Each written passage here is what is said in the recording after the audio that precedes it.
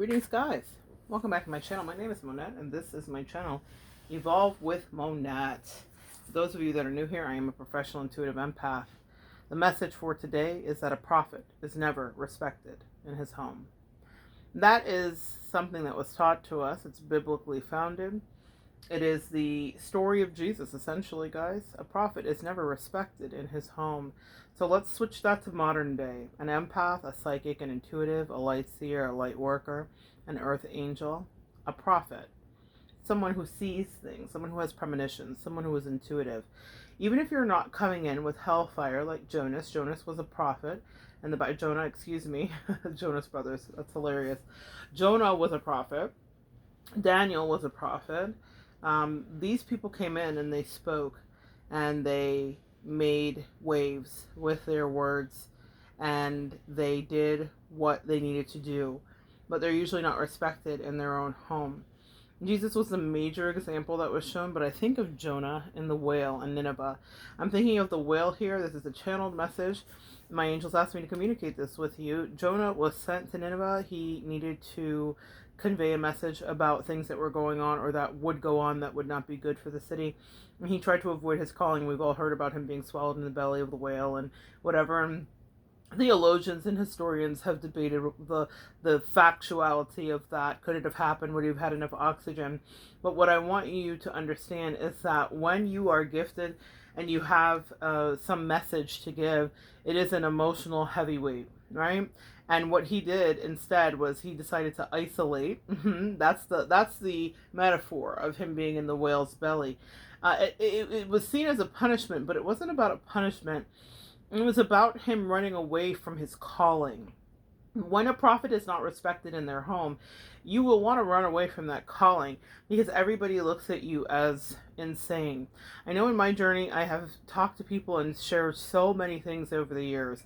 From people I went to high school with, from people that I terrified when I was 8 and I had premonitions when I was a kid, from people that I have delighted as an adult. It's interesting how the world has stretched to meet my gift, and for a lot of you it has as well.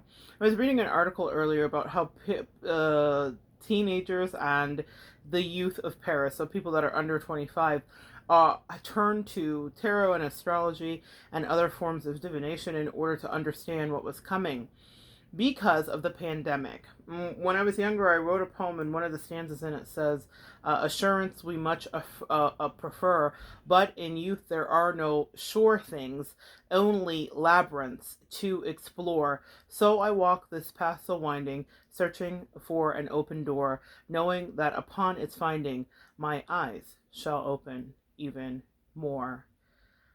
There are no assurances. We all want assurances.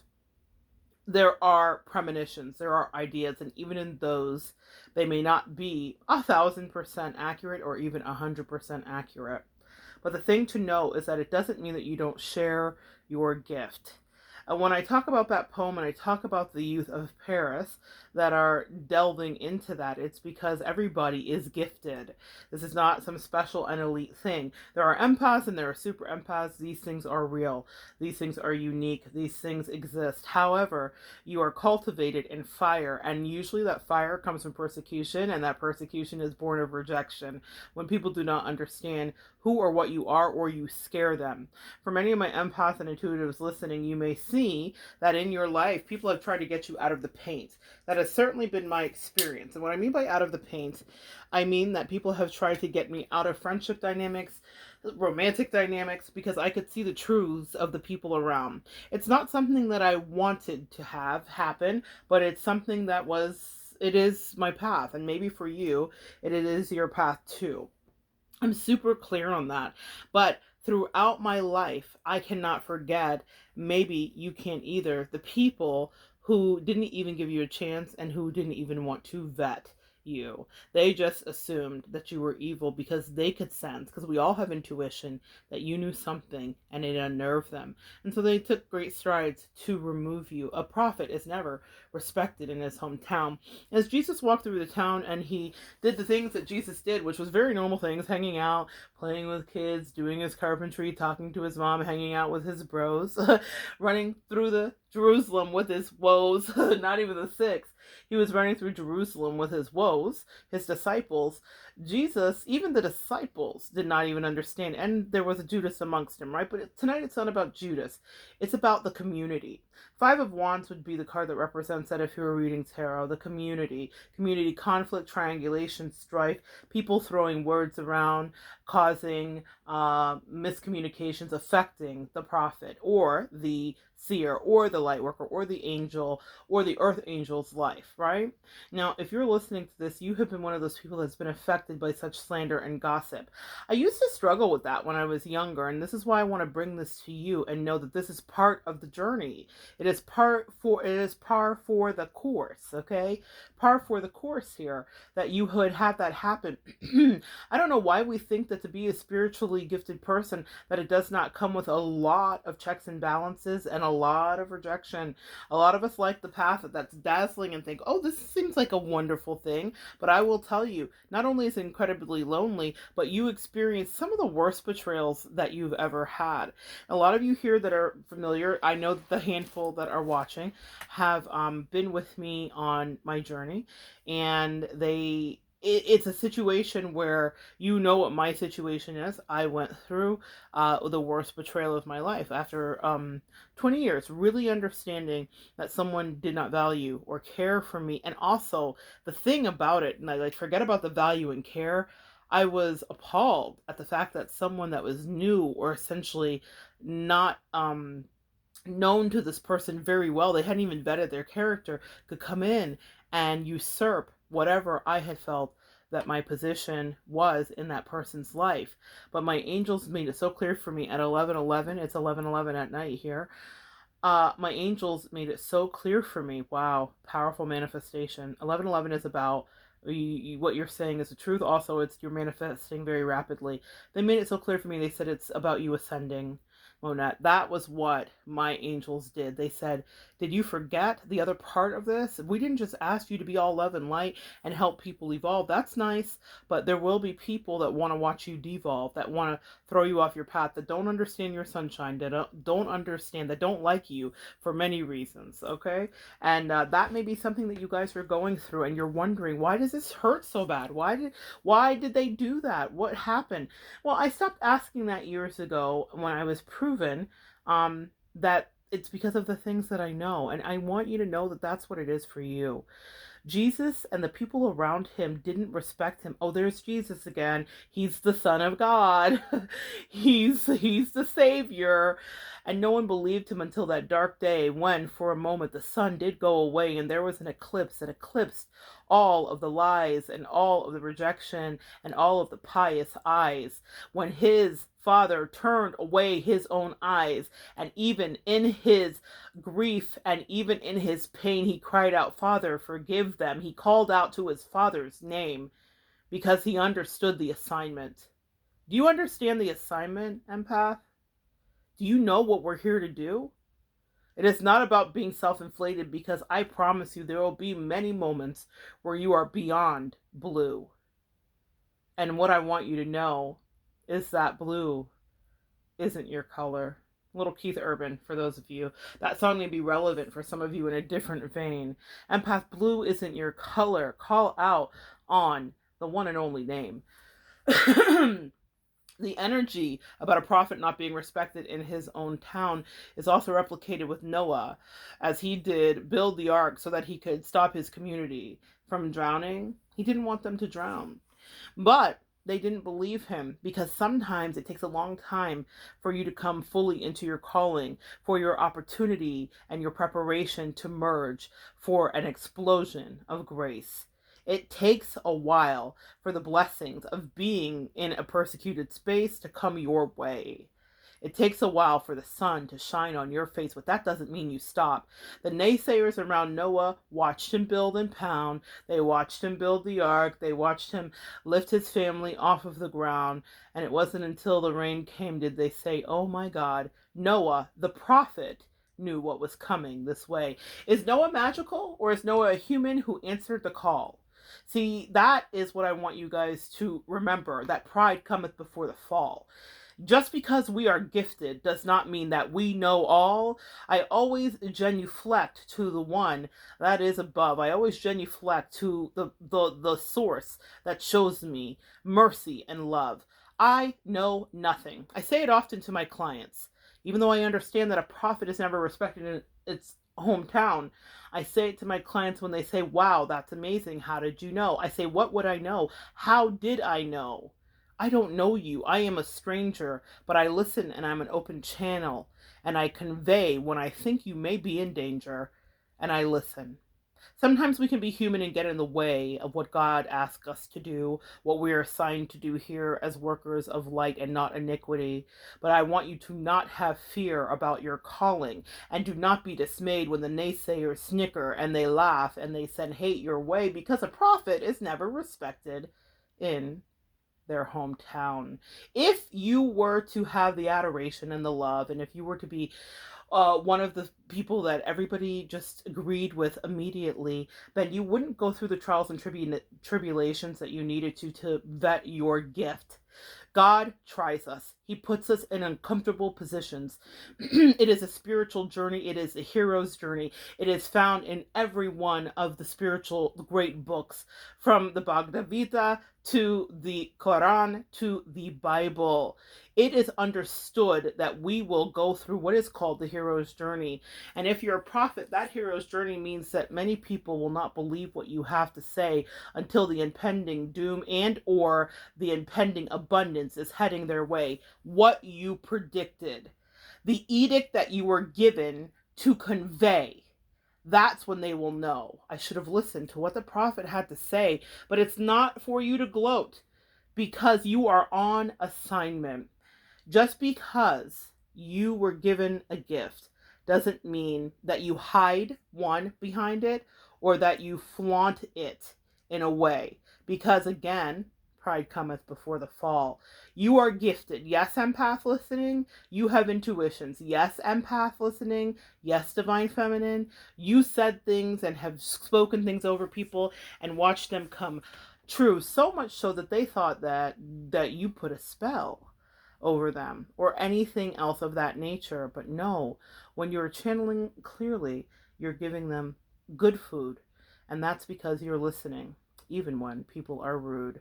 A prophet is never respected in their hometown. Stop looking for the respect of the people that you are around.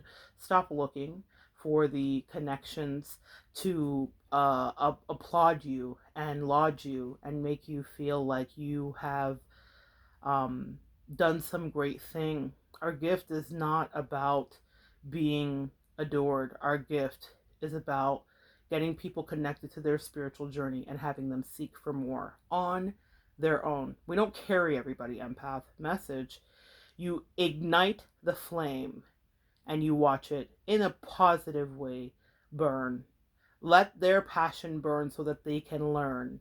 And sometimes, as one of my good friends says, you have to burn to learn.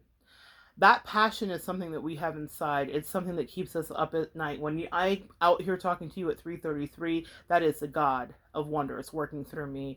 I don't want to be up at 3:33, and sometimes I don't want to say the things I say because I know that it has invited much more than persecution my way. I have been a threat that people have wanted to eliminate, and I know that seems really supercilious, and it must seem like Monette must think she's so great. No, I wish it wasn't true, guys. I wish that I was not telling you this, guys, but this has been my life. From coworkers to bosses to friends to lovers, I have never met anybody who didn't take their druthers and trying to annihilate me because what I said was the truth. And what I said, on some levels, could either imprison or set them free. We are gifted. We are powerful. But usually we are not respected. There will be those around you, though, that definitely do know who you are. For me, it was someone I call the Oracle, a kid in my life who saw things just right. I love that kid so much that I ran by my partners through their eyes because I knew that they could see things. And they spoke over me my success. It's funny, a little child will lead them. He spoke over me that I would be successful, while the people around him, parents and His mother and family may not have seen it as so. They may have seen me as the danger, but he knew that I was not the danger. And not only that, God gave him a word literally about Noah. And this is what I want you to pay attention to in your journey. Who is speaking over you? What little validations have you gotten? Yes, you've had a great heaping ton of rejection, but what validations have you gotten? I held on to and wrote down the day when a prophecy from that oracle came my way. He was sitting in his house and laughing with his mother, and he said, I need you to call Monetti. I got something to tell her. And so she reached out to me and she says, he wants you to know, if you need an ark, I know a guy. And he said to his mother, Monetti will go far. She's going to be super fly. She's going to be great. She's really got it, Mom. And I think he can relate because he had it too. But that was how God spoke to me to help me get through what were some of the darkest days energetically and the greatest betrayal, because he knew a prophet is never respected in its town. But that little child's voice kept my feet on the ground in the days when the devil easily wanted me to be swayed, when character assassinations and gossip and slander were sent my way. That's part of the job. If you don't want it, leave now. It's not a game.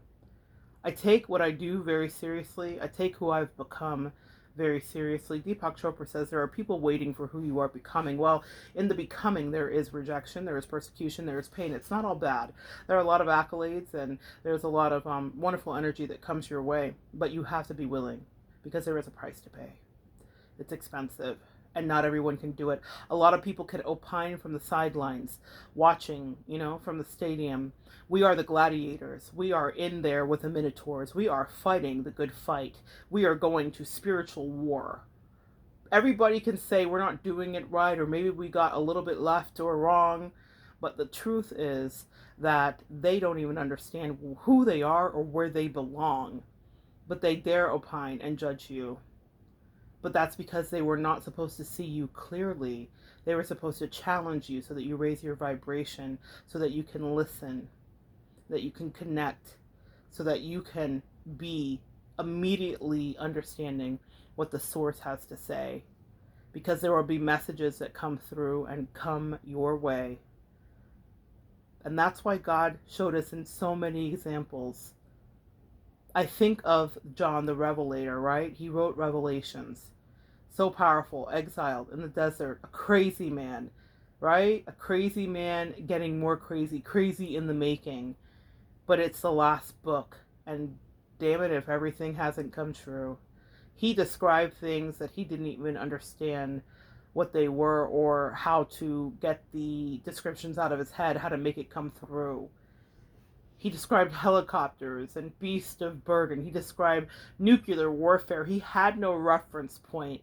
Sometimes the things that you will channel will make you feel like you're crazy, until one day you're watching the thing come to fruition. You're watching, and it's no longer a maybe. But he was in the desert eating locusts. John the Baptist predicted that the Son of Man would come, and off with his head was his reward for being brave and for forging ahead and for making way for the Godhead. A prophet is never respected in their own town. The things that you predict, empaths, will come true because you are imbued with a spiritual connection. Now, this is something that's available to everybody, but it is expensive. And I go back to that gladiator pit. A lot of people want to tell you how to do what you're doing, but there is no blueprint for it. Is there? Do you have one? Because if you do, please email it to me, because I have not figured that out. But God has asked me to make some lesson plans for you and to understand what this whole spirituality thing is about. No matter what your denomination, no matter what you believe, if you are committed to staying in the trenches and to researching and to evolving and to elevating and to listening and to going against the grain and to not being cool, then that's okay. Because one day, prophets also miraculously and weirdly end up as rock stars when the predictions come true. But until then, nobody wants anything to do with you. I have been shunned. I have been ostracized by mentors and friends and lovers alike. The mentors were particularly difficult. Someone doing the same thing that I did was either threatened or was embarrassed of me. And it's the embarrassment for me, sis. That's the thing. I've had a lot of people be embarrassed of me. Now, my body, my life, my soul, the energy that I come with, maybe that's caused people to be embarrassed. But the truth is, I walk with God.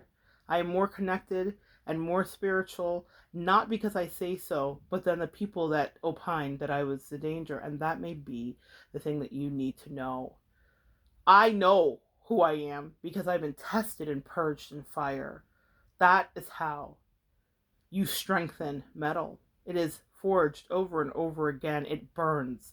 Shadrach, Meshach, and Abednego. What did I say? In the fire with no one else by you but the Lord, because you were a rider for the word. Sometimes carrying out these things means that it will cost you people. And that hurts because we are earth angels, but we are not without feeling the loss or the betrayal or the sting of a shunning energy. We feel every bit of that, and it's draining. It drained me, but I knew what I signed up for. And then I remembered the word. I remember all of the Bible stories I ever heard. I did Bible quizzing too, so Proverbs sprang to mind. Prophets are not a dime a dozen. They are not easy to find because someone who is willing to do the work has signed up for a life that may very well hurt. It will not always be that way, my divine empaths, my divine feminines, my light workers, my earth angels. But there will be many people that have a lot to say. Are you ready for that? Sia, is your skin thick? Is your heart elastic? Because people will try you. They will try to stretch it. They will try to get you to snap. But they don't realize the angels and ancestors that are at your back. If you were sent on assignment like Jonah, you can't hide from it. This is a call to somebody out there hiding from it because it's expensive, it's weighty, it hurts. But oh my God, do you know what you're worth? It's okay that you are not respected in your town. You exchange those small-minded people and you exchange those limited beliefs, those people who are terrified of their potential, those people who wanted to give you nothing but grief. You exchange it for the world. Now the word says, what does it profit a man to gain the whole world but to lose his soul? Those that denied you lost their soul, and somehow you gained the world. That's why you gain the world, empath, because you refuse to acquiesce for or to less. You refuse to accept less.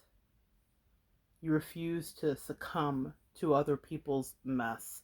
You refuse to believe the things they said about you. You refuse to believe that your prophecies weren't true, even when you had no evidence of such. This verse comes through, and I'm so thankful for it. Faith is the substance of things hoped for, but not seen. We cannot see our prophecy. We cannot see our words. We cannot see how something is going to play out. But oh my God, are we called to believe? And you must speak it with authority. When the oracle spoke over me, if you need an ark, I know a guy. I cried and I cried and I cried because it was years ago, guys. Years ago when that was said to me. And he was still but a child. But I knew I was going to get to where I was going and that I was in fact sent. And that was a deep knowing that I needed to get me through the next part, which was a test. It was a hard, hard test. But Father knows best, yeah? He said, daughter, I have prepared you, and this is what I say to you. Empath, light worker, prophet, psychic, seer, you have been prepared for such a time as this. Your arrow is razor sharp. It does not miss. You know things that come your way, and you are not afraid to say what you need to say. And it doesn't matter if the hometown townies, I was behind a license plate today and it said C townies. It doesn't matter if the townies respect what you have to say. But they will have to understand that, in fact, after they have disrespected you, betrayed you, after they have shunned you out of their own insecurities and embarrassment, they will have to understand that, in fact, a true prophet had once come their way. But never expect them to respect you, because it's been said that they would rather leave you for dead than to believe that they were in the midst of someone who was connected to a higher source, someone who was connected and getting actual messages. It's okay to be left for dead. That's also part of the story. That's part of the allegory. You will be persecuted. This is not a game. This kind of connection could drive you insane. It is not for the weak of heart. Think of Noah out there in the sun, peeling bark for 40 years, for however many years.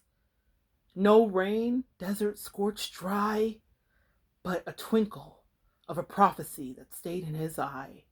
The rain is coming, the flood is coming. Enter all who believe me, but no one did. So he saved himself, and he saved his kids, and he saved the animals 2 by 2, because that's what God told him to do. It's just a story, sure, if you don't believe. But watch what's happened in your life. A prophet is never respected in his hometown. But it doesn't mean that he has to stop the work he's doing, put his hammer down, and say, you know what, you're right. There hasn't been any rain. I must be insane. Absolutely not. You need an ark? I know a guy.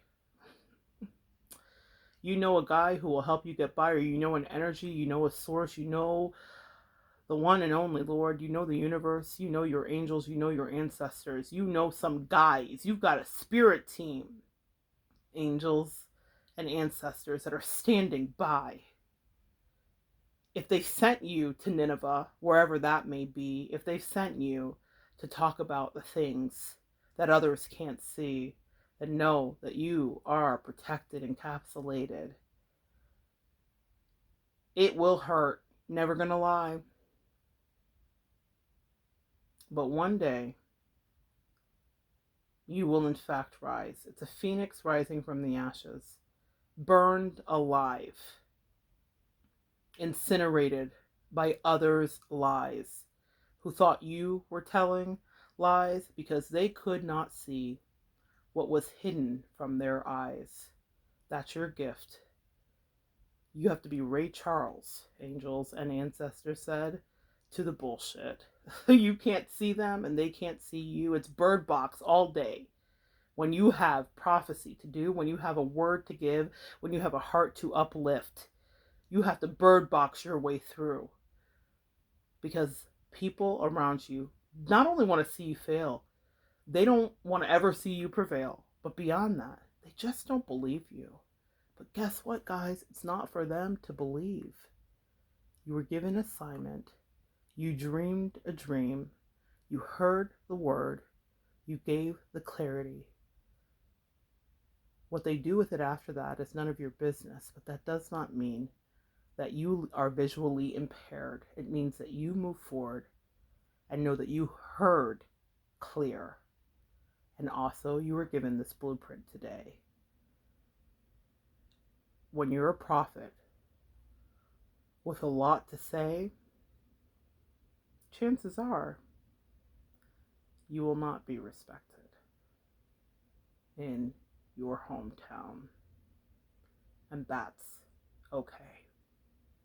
I love you guys so much. Come back and join me next time, and we will continue to evolve together.